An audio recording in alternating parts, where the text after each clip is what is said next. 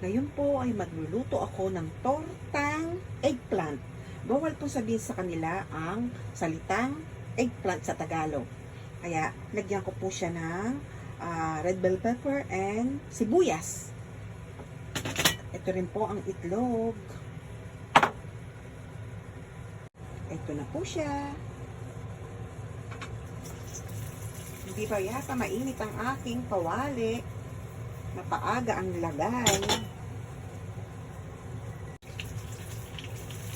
Oh! Pangalawa na po.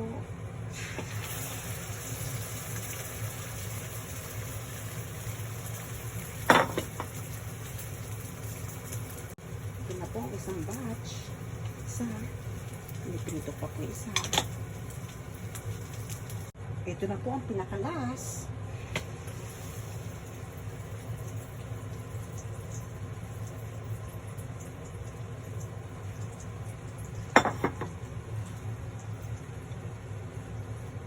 Ito po ang una, at itong pangalawa, at ang pangatlo po ito.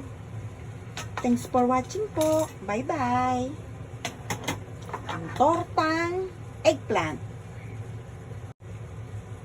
Finish na po. Thanks for watching po. Aksidente po. Pagkuha ko, nasira siya. Pero okay lang po dahil kakainin naman po siya. Di nga lang po maganda. Diyan bye-bye. Thanks for watching po. Tortang eggplant.